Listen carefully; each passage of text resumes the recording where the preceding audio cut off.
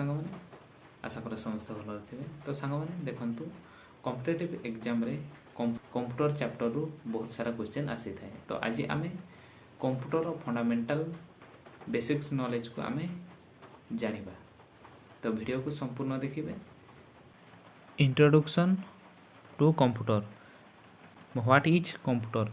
यार डेफिनेशन होची कंप्यूटर होची एक प्रोग्रामेबल इलेक्ट्रॉनिक डिवाइस बा जोड़ा प्रोग्राम करि थाए एवं यह होची इनपुट रॉ डाटा ग्रहण करे एवं इंस्ट्रक्शन दिए जहाँ आमे प्रोसेस करे बोली कि कहि था एवं शेष रे आउटपुट बा इनफॉरमेशन बाहरी था बा प्रदान करे। एटा को ही कहा जाए कंप्यूटर। बा आमे जदि ताहार बेसिक वर्किंग रो पार्टिसिपल देखिबा बार सर्किल को देखिबा तो देखंतु इनपुट हुए तापरे प्रोसेसिंग हुए तापरे आउटपुट बाहरी थाए। एटा को ही कहा जाए कंप्यूटर बा कंप्यूटर रो काम। व्हाट इज कंप्यूटर कहला एटा एहा को ही कंप्यूटर रो बेसिक वर्किंग जाए। सेमती जदि आमे एग्जांपल नेबा जे उदाहरण एठी देखंतु इनपुट आमे जदि 25 प्लस 35 जदि आमे इनपुट देलु ताहले से सीपीयू रे प्रोसेसिंग हुए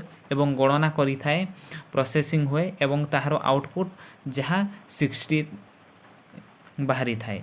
बुझियाला ही कहा जाए कंप्यूटर बा जो इनपुट तापरे प्रोसेसिंग तापरे आउटपुट एमती ही बाहरी थाए। तो एबे जानिबा जे हाउ टू कंप्यूटर वर्क ताहले कंप्यूटर किपरि वर्क करबा काम करि थाए। तो देखंतु स्टेप 1 रे एठी जो कहली इनपुट हेई थाए स्टेप 1 रे एवं इनपुट केमिति हेई थाए ना कीबोर्ड माउस द्वारा आमे डाटा को एंटर करि थाउ बा डाटा आमे देई थाउ। सेमती स्टेप 2 रे एहा प्रोसेसिंग हेई थाए। प्रोसेसिंग कोठी हेई थाए ना प्रोसेसिंग सीपीयू रे डाटा प्रोसेस करे एवं प्रोसेसिंग करि सरला परे हमर आउटपुट बा स्टेप 3 रे आउटपुट बाहरी थाए एवं आउटपुट आमे कोठी देखि थाउ ना आमे मॉनिटर रे प्रिंटर इत्यादि माध्यम रे आमे रिजल्ट आमे देखि थाउ बा मिली थाए। एटा को ही कहा जाए आउटपुट। बा आमे जदि रखिबा ट्रिक होची जे आईपीओ बा आमे आईपीओ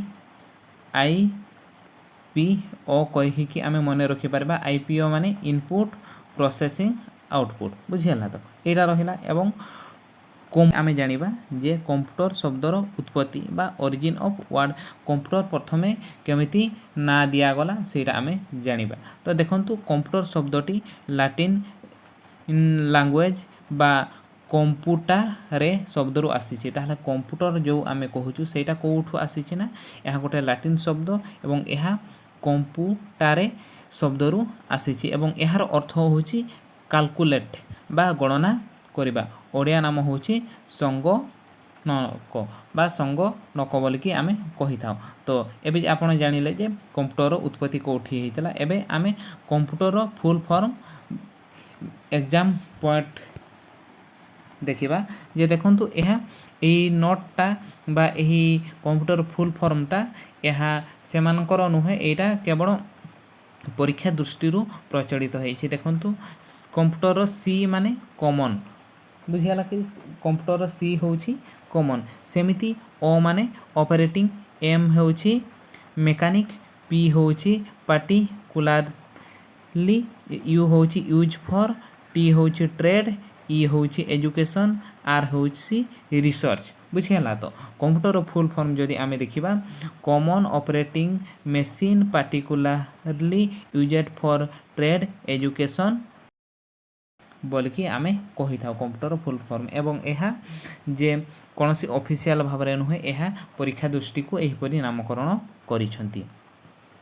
एबे आमे जानिबा जे कंप्यूटर रो जनक बा फादर ऑफ कंप्यूटर किए। देखंतु कंप्यूटर जनक होइछंती चार्लेस बाबेज होइछंती कंप्यूटर रो फादर बा फादर ऑफ कंप्यूटर एवं से 1822 रे डिफरेंस इंजिन बाहर करिथिले एवं 1837 रे से एनालिटिक इंजिन बाहर करिथिले एवं एटा ही कहा जाए एनालिटिकल इंजिन को प्रथमे प्रोग्रामेबल करा जाइथिला एवं तापरे कंप्यूटर कॉन्सेप्ट भाबे ग्रहण करा गला। सेथि पई चार्लिस बाबेज को फादर ऑफ कंप्यूटर କୁହାଯାଏ ବୋଲିକି ଆପଣ ଜାଣିବା ଦରକାର। ଏବଂ ଦେଖନ୍ତୁ ପ୍ରିଭିୟସ୍ କ୍ୱେଶ୍ଚନ୍ ଗୁଡ଼ାକୁ କେମିତି ଆସୁଛି ଯେ ଏଇ ରିଲେଟେଡ୍ ଯେ ଫାଦର ଅଫ୍ କମ୍ପ୍ୟୁଟର କିଏ, ତ ଏହାର ଆନ୍ସର୍ ତ ଆପଣ ଜାଣିଛନ୍ତି ଚାର୍ଲେସ୍ ବାବେଜ୍ ହେଉଛନ୍ତି ଫାଦର ଅଫ୍ କମ୍ପ୍ୟୁଟର। ଏବେ ଆମେ ଜାଣିବା difference engine versus analytical engine କ'ଣ ରହିଛି। ତ ଦେଖନ୍ତୁ ସାଙ୍ଗମାନେ ଯେ ଆମର ଫ୍ୟୁଚର କେବେ ହେଇଥିଲା ନା ଡିଫରେନ୍ସ ଇଞ୍ଜିନ୍ ଆଉ ଆନାଲିଟିକ୍ସ ଇଞ୍ଜିନ୍। ଦେଖନ୍ତୁ ଏଇଠି ଫ୍ୟୁଚର ଡିଫରେନ୍ସ ଇଞ୍ଜିନ୍ ଏବଂ ଆନାଲିସିସ୍ ଇଞ୍ଜିନ୍, ଏଇଠି ଇୟର୍ ହେଉଛି 1822 ମସିହାରେ ଏହା ହେଇଥିଲା ଏବଂ ଆନାଲିଟିକାଲ ଇଞ୍ଜିନ୍ ହେଉଛି 1837ରେ ହେଇଥିଲା। ଏବଂ ଟାଇପ୍ କେମିତିକା ଟାଇପ୍ ଥିଲା, ଡିଫରେନ୍ସ ଇଞ୍ଜିନ୍ର ବେସିକ୍ କାଲକୁଲେଟିଂ ମେସିନ୍ ଏବଂ ଆନାଲିଟିକ୍ ଇଞ୍ଜିନ୍ ହେଉଛି ପ୍ରୋଗ୍ରାମେବୁଲ୍ ମେସିନ୍। ସେମିତି ଇନଭେଣ୍ଟର କ'ଣ ରହିଥିଲା ନା ଏହାର ଇନଭେଣ୍ଟର ହେଉଛନ୍ତି ଚାର୍ଲେସ୍ ବାବେଜ୍ ଏବଂ ଏହାର ବି ହେଉଛନ୍ତି ଚାର୍ଲେସ୍ ବାବେଜ୍। ତାହେଲେ ଡିଫରେନ୍ସ ଇଞ୍ଜିନ୍ ଏବଂ ଆନାଲିସିସ୍ ଇଞ୍ଜିନ୍ର ଡେଫିନେସନ୍ ଆପଣ ଜାଣିଲେ କ'ଣ ରହିଛି।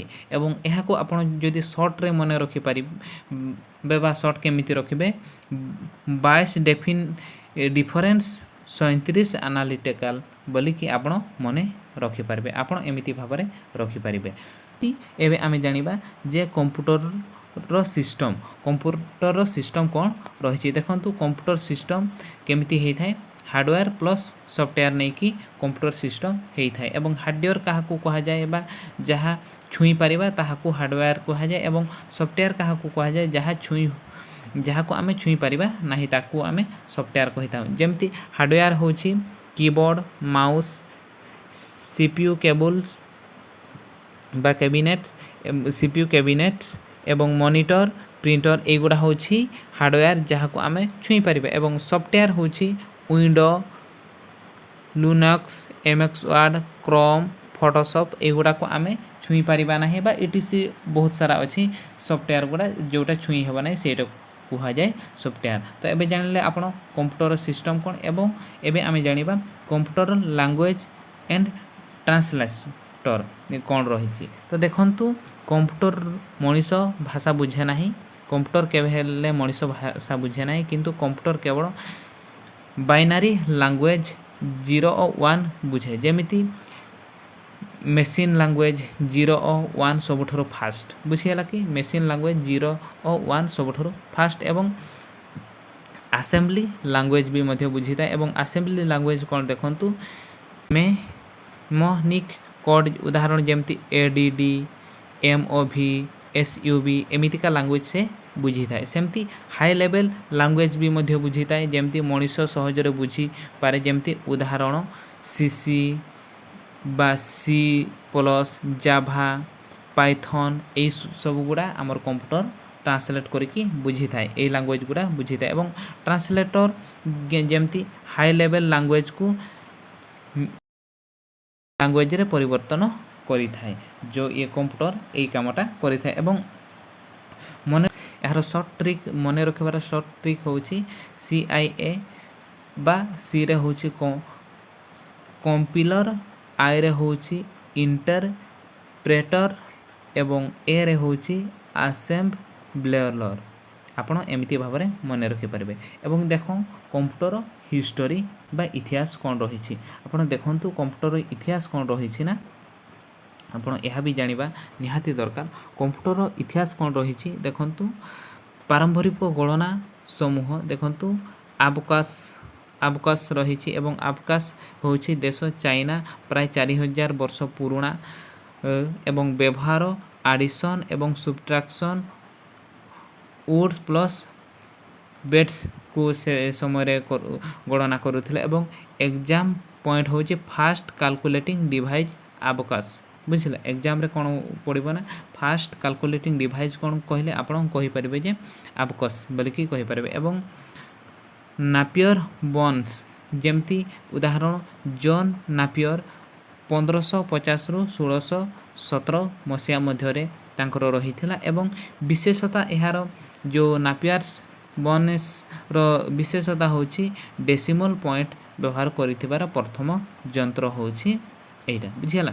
ସେମିତି तीन रे रही पास्का लाइन माने कौन ना देखंतु एटा होची बेसिक पास्का लाइन एटा केबे हेइथिला ना 1642 मसिया रे एवं परिचित यह मेकानिकल कैलकुलेटर भाबरे जणाशुणा थिला जो पास्का लाइन रही पास्का लाइन होची मेकानिकल कैलकुलेटर भाबरे जणा थिला सेमिति एटा तो आपण जानिले जे कंप्यूटर रो बेसिक्स नॉलेज गुडा एबे आमे जानिबा जे मोस्ट आसीबाकू जाउथिबा बा आसीबार संभावना थिबा क्वेश्चन गुडा केमिति हे थाय देखंतु कंप्यूटर रो जनक किए ए क्वेश्चन आसीबो एहार आंसर तो समस्त जानिछो चार्लेस बाबेज सेमति नेक्स्ट क्वेश्चन डिफरेंस इंजिन केउ वर्ष आसीथिला बा उद्घाटित होइथिला जहाँ भी एटा होछि 1822 मसिया रे सेमति एनालिटिकल इंजिन केउ वर्ष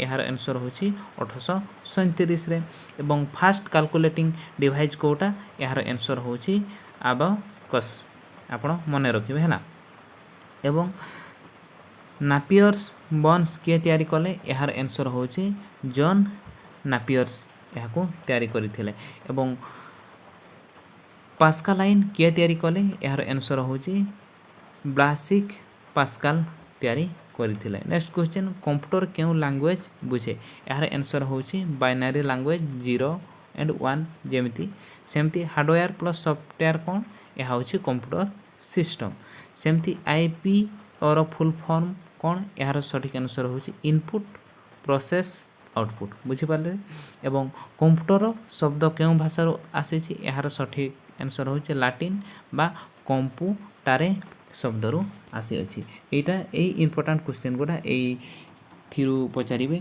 एवं माने एटा थिला डे 1 रो क्लास बा क्लास 1 थिला सेमिति क्लास 2 क्लास 3 सेमिति आसीबो बुझि हैला कि तो वीडियो जदि भल लागिथिबो आपण निहाती लाइक करिवे एवं चैनल को परवर्ती अपडेट पाई निहाती चैनल को सब्सक्राइब करिवे एवं जहाँ भी डाउट रहइबो कमेंट सेक्शन रे कमेंट करिवे रहुछि धन्यवाद।